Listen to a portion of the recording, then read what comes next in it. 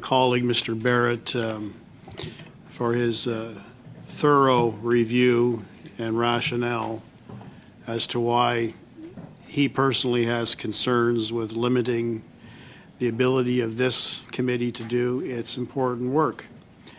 And at first blush, I really don't need time to review the content of my colleague, Mr. Green's motion, because I'm certainly not in favor of that.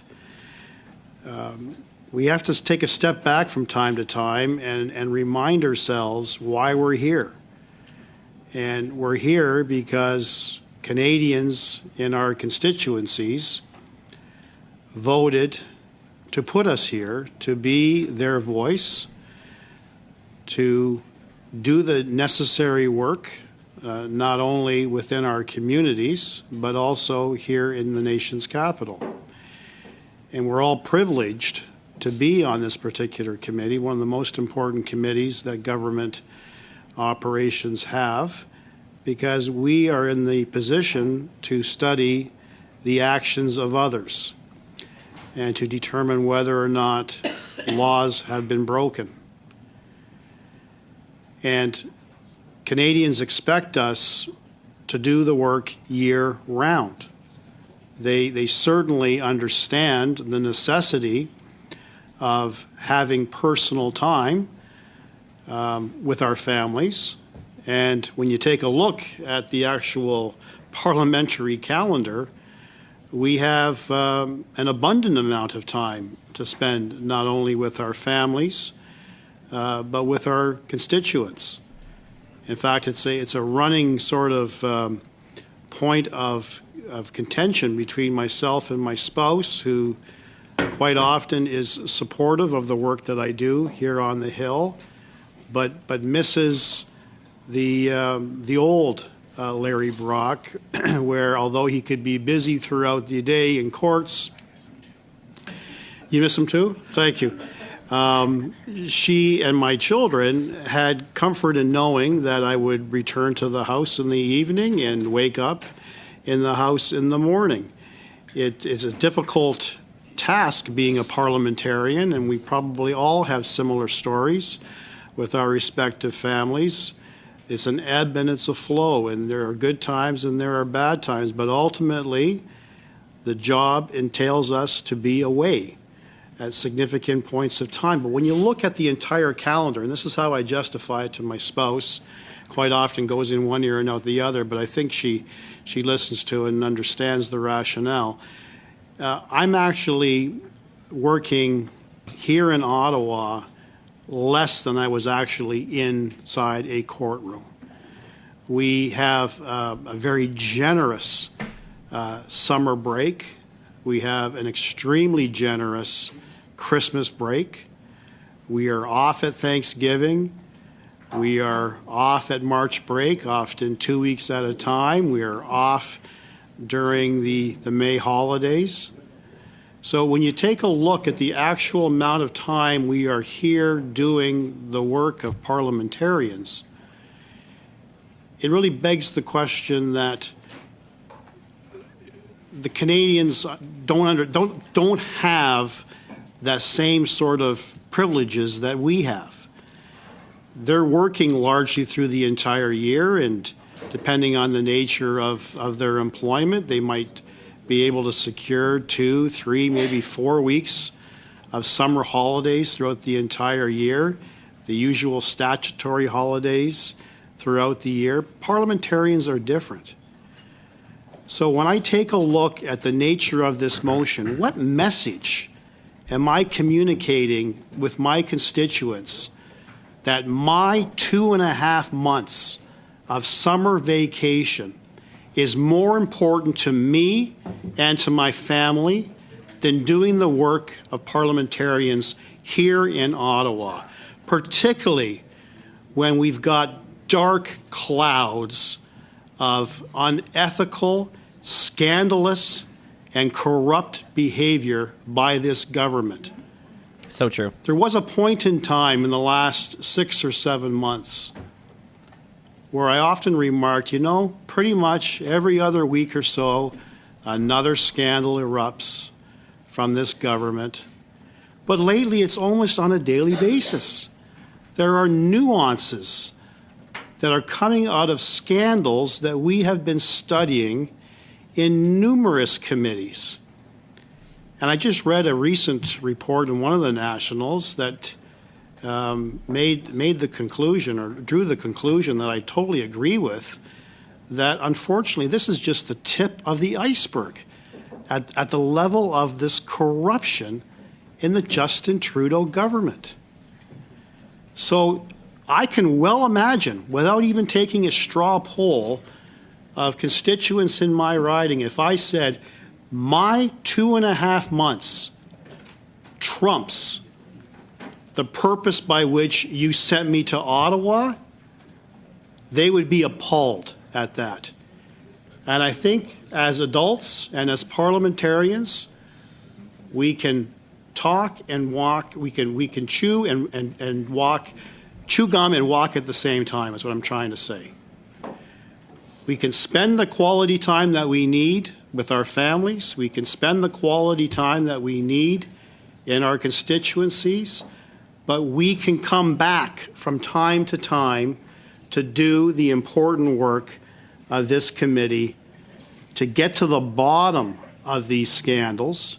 I'm not saying that we're going to complete this, Mr. Chair, by the end of the summer, but by completely shutting off our ability to conduct work unless it's an emergency under 106.4, I think misses the point. And as I've indicated, I have been party to a number of committees where I've been parachuted in to examine the multitude of scandals. And let's face it, even on the SNC-Lavalin scandal, okay, we haven't even got to the bottom of that yet. We had the RCMP commissioner, and I can't remember the actual date, but I believe it was this committee, before I was a permanent member of this committee. We invited the RCMP commissioner to attend, and it didn't meet the agenda of the Liberal Party of Canada. It didn't meet the agenda of the members opposite to me. And I seem to recall that it may have been even on a break week, because this committee has sat on a number of occasions during break weeks. And I remember the RCMP commissioner, before he even had a chance to give his opening statement, a motion to adjourn was brought by a Liberal member, and it was granted. Because it didn't fit with their narrative.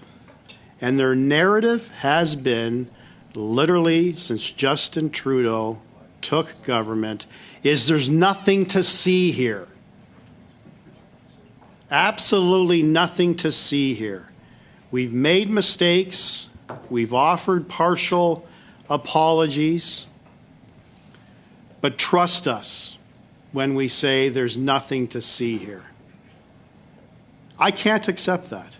And I know my colleagues on this side of the room can't accept that either. On the SNC matter, lingering questions. And I know that I'm going to have the ability, hopefully, at some point today, depending on the length of time by which we are voting this afternoon, to try to try to close the circle and deal with the hanging threads with the RCMP commissioner, who's coming to public accounts for 2 hours. And I know he had testified here earlier, but there were a number of outstanding questions that were not answered satisfactorily. For instance, why did it take literally 5 years for the RCMP to conclude that there was no probable case to charge Justin Trudeau with obstruction of justice? And the convoluted way that they tried to demonstrate the inability to close out their investigation from a former prosecutor's perspective, it was it was challenging to truly appreciate what they were saying. There was a changing narrative with respect to their onus. They were conflating their onus with the Crown onus in terms of producing evidence to convince a trier of fact of proof beyond a reasonable doubt. That has been and never will be the prerogative of police agencies.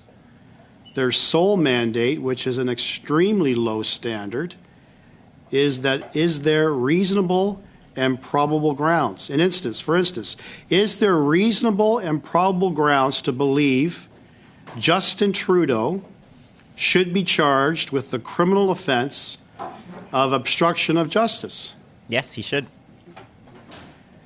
There are two facets to the prosecution of obstruction of justice. One is, what is the actus reus? What is the actus reus? What did he do to obstruct justice? I think the evidence is abundantly clear. It's unchallenged. It's confirmed in the report by former Commissioner Dion that he had a political agenda.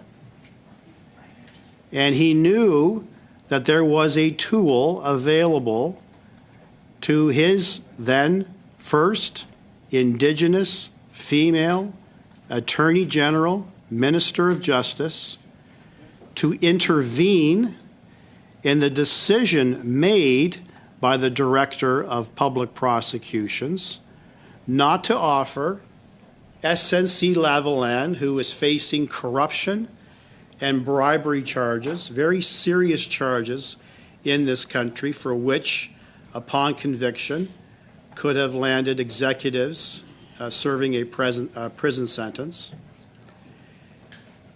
He wanted Jody Wilson-Raybould to deviate from her prosecutorial independence and intervene in that decision to offer the deferred prosecution agreement. This was in September of 2017.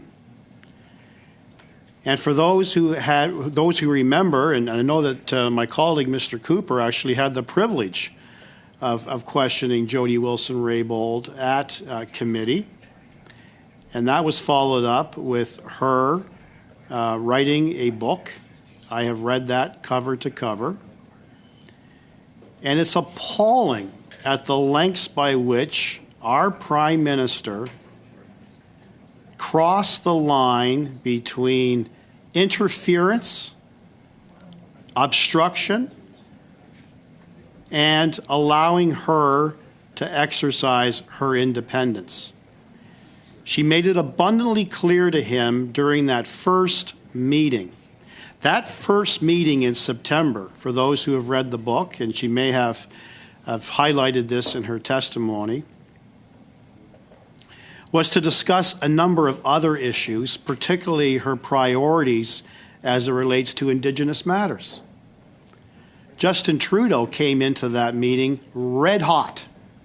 He had no intention of discussing any other issue, particularly Indigenous issues, other than SNC-Lavalin. He reminded her of a couple of things. He reminded her of a pending provincial election in Quebec that he felt would be very problematic if this multinational corporation was still subject to criminal prosecution in Canada. And more importantly, and damning, I would suggest, he reminded Jody Wilson-Raybould that he was the member for Papineau, the riding by which SNC had its headquarters. And when Jody said, "Are you asking me to make a decision contrary to a decision I already made? Are you interfering in my decision?" For any impartial observer of what took place during that discussion, the proverbial fly in the wall, you would conclude absolutely the Prime Minister of a G7 nation preferred the interests of a corrupt corporation and wanted his Attorney General, who wore two hats, which begs the question about the utility of a two-hat minister moving forward. He wanted her to make that decision in his favor and in the favor of SNC. He backed off, of course, and said, oh, no, of course, that decision is yours. But the damage was done. That was the actus reus. That was the act by which he, then followed by PMO staff, then followed by ministerial staff in other departments, ultimately concluding with former Privy Council clerk Michael Warnock, unknown to him, being audio taped in that fateful telephone discussion, meeting I should say, in December of 2017. Commissioner Dion clearly articulates and outlines all of the attempts to interfere in her decision-making. Jody Wilson-Raybould truly demonstrated the integrity that you'd expect from an Attorney General who probably felt immense pressure as a member of the Justin Trudeau cabinet.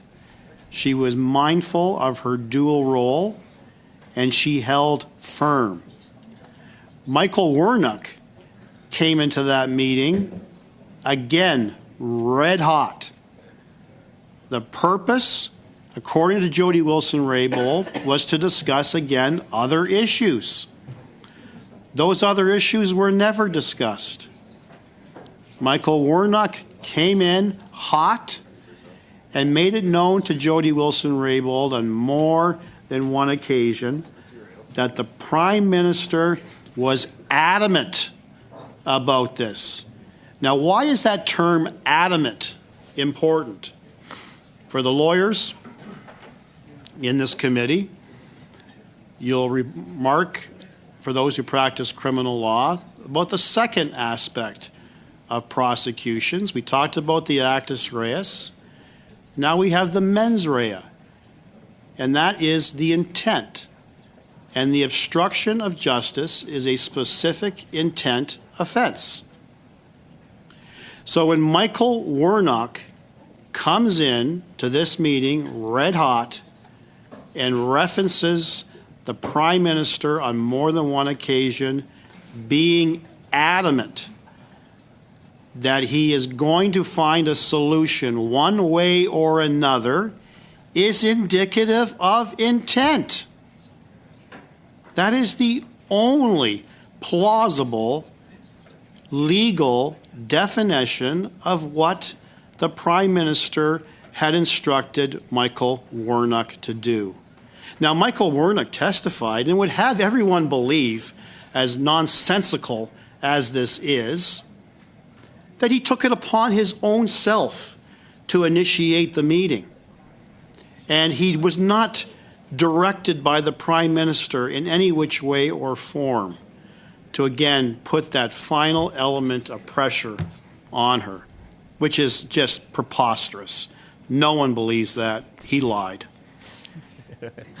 So when I take a look from a former prosecutor's perspective, the charge of obstruction of justice, I'm mindful of the case law that exists in this particular area, and I can't remember the name of the case, but it came out of the Supreme Court of Canada, which set out the essential elements to the offense of obstruction.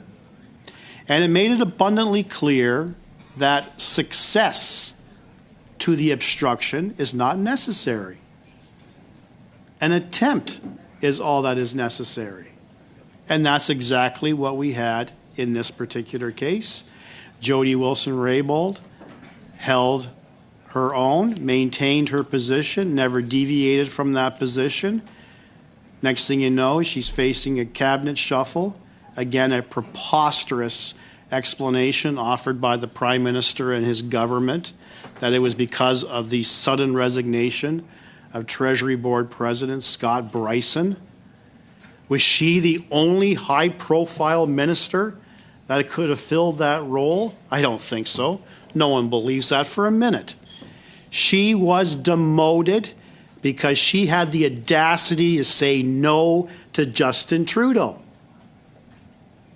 Take a look in history to all the MPs who've said no to Justin Trudeau, who proclaims that he is a feminist prime minister.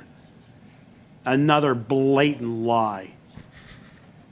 Let's take a look at MP, I'm going to probably mispronounce her name. Is it Selena Chavez? Selena Caesar Chavez. Chavez, okay? Had great difficulty with the Prime Minister during her entire tenure. Ultimately felt that he was pressuring her in ways that she was completely uncomfortable with. Again, this feminist Prime Minister showed her the door, just like he ultimately showed our first Indigenous Attorney General. Had no difficulty as well with the excellent work that was done by Cabinet Minister Jane Philpott. I believe she was Minister of Health at the time. Her mistake, what was her crime? Her crime was supporting Jody Wilson-Raybould. Supporting her and suggesting that no, the Prime Minister was completely out of line. Absolutely out of line. She was shown the door. And then I remember, I wasn't a parliamentarian back then, but I remember how gleefully the Liberal government and its backbenchers were just gleefully clapping on television in front of all of Canada. Okay, and Mr. Baines is smiling as well, but he wasn't there. But maybe had he been there, he might have been smiling and clapping as well. But I said to myself, what are you so damn happy about? What are you smiling about, Justin Trudeau? You're Canada's first feminist Prime Minister. And here you are clapping like a seal to celebrate the demise of a very strong, two strong cabinet ministers who had the strength to say no to Justin Trudeau. That's what happens. That's what happens to Liberal MPs who have the audacity to challenge the almighty wisdom of Justin Trudeau. So you're right. I'm absolutely right to have these questions still percolating in my mind why the RCMP did not complete the task when the evidence was right there. I'm also mindful of the fact that Michael Wernick had shared with us not too long ago that this particular issue was never discussed at Cabinet. Wonder if people remember around this table that actual piece of evidence. It was never discussed at Cabinet, yet we heard from the RCMP Commissioner that his request for documents were blocked by Justin Trudeau and the government because of Cabinet confidences. Well, if there were no discussions at Cabinet, then there were no confidences. So that's another issue I need to raise with Commissioner Duhem this afternoon, because I didn't have that information available to me when he first attended. Why was it important for Commissioner Dion to interview 14 people? Literally anyone who had something to say about the SNC-Lavalin matter. But the RCMP, in their infinite wisdom, decided to limit that to 4 individuals. Can you say that that was a thorough investigation? I think not. And again, when I posed that question to them and their nonsensical response to it certainly didn't satisfy myself, and I'm sure didn't satisfy Canadians. And for those at this table who remember my final question to the Commissioner at that time, is I phrased it in such a way that you'll forgive me, Commissioner, when I say to you that your handling of this investigation can only lead to the inevitable conclusion that there exists a two-tier level of justice in this country, particularly as it relates to Justin Trudeau.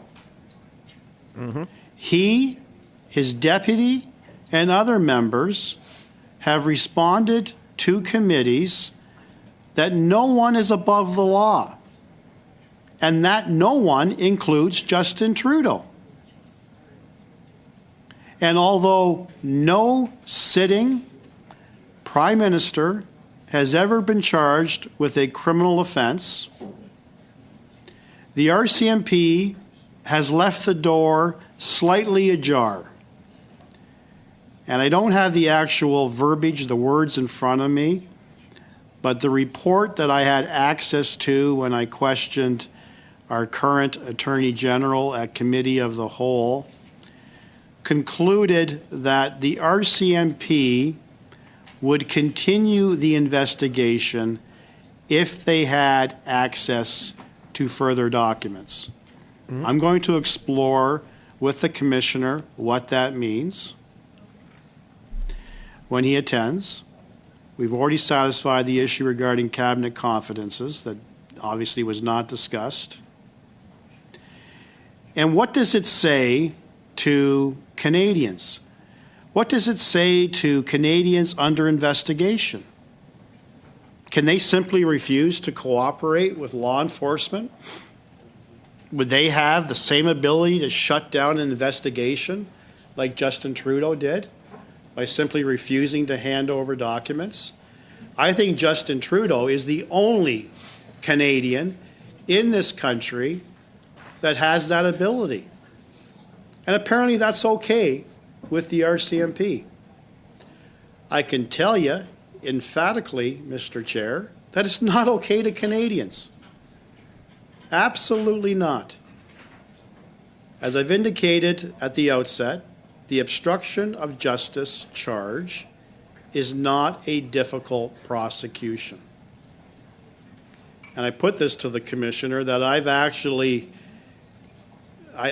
dealt with cases where the police have investigated a historical homicide, have put together thousands of pages of disclosure, a trial that literally took maybe a couple of years to start, a trial that may have lasted 30 or 45 days. I have personally completed far more serious prosecutions than an obstruction of justice charge.